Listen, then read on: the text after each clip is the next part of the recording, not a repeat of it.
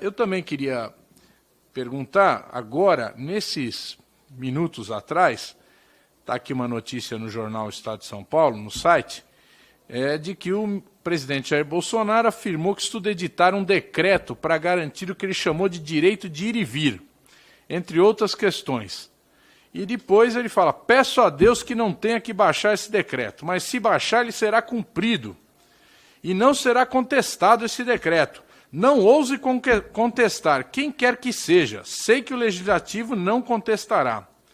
E diz que a medida garantiria o direito de ir e vir, de liberdade de culto e de trabalhar.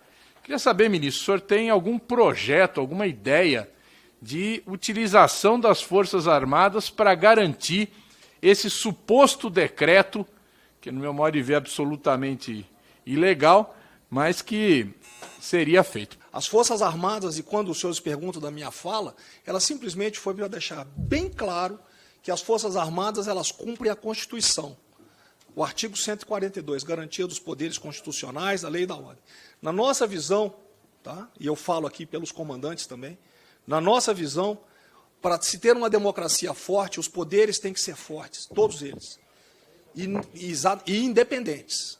Essa é a questão.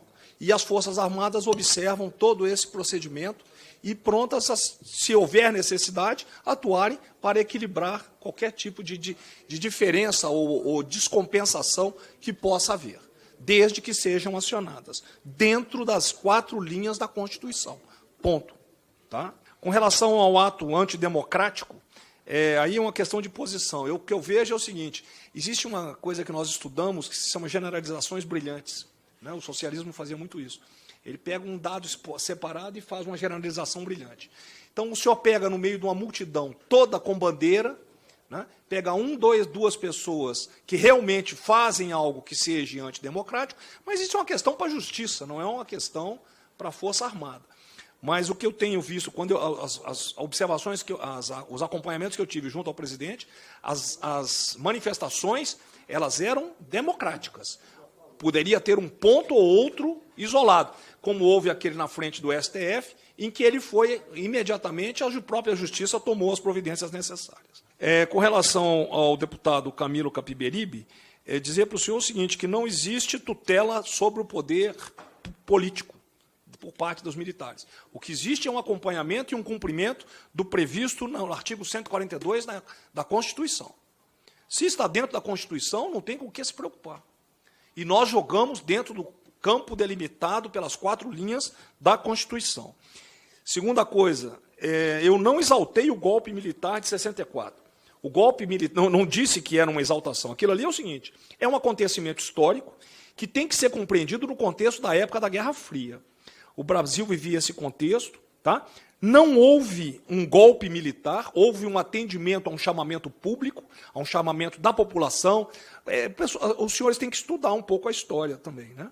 O movimento de 64, ele teve amplo apoio popular, amplo apoio da imprensa, lideranças políticas, da igreja, do segmento empresarial e tudo mais. Isso tudo que houve em 64, no período dos governos militares, né?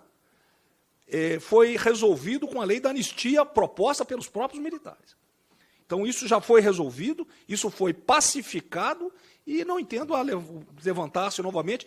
Não é uma comemoração, é uma lembrança de um ato histórico. Aquilo é uma história, faz parte da história. Tá? A Justiça já pacificou, né? Pode-se tanto, vamos dizer, celebrar, como os senhores têm o direito de criticar. Liberdade é a liberdade da nossa democracia. Né? As Forças Armadas sempre estiveram ao lado do que prevê a Constituição, eu já falei. Com relação à desmoralização das Forças Armadas, não vejo desmoralização nenhuma das Forças Armadas. Ao contrário, os senhores vejam a última, saiu pesquisa agora de um jornal, que eu não quero citar, exatamente mostrando que as Forças Armadas continuam com seu prestígio lá em cima. Qualquer excesso cometido por qualquer militar, ele é sancionado imediatamente. A justiça nossa, ela é bem mais rápida, tá? E bem mais pesada também. O presidente realmente deu uma diretriz, não só para mim, como para todos os comandantes.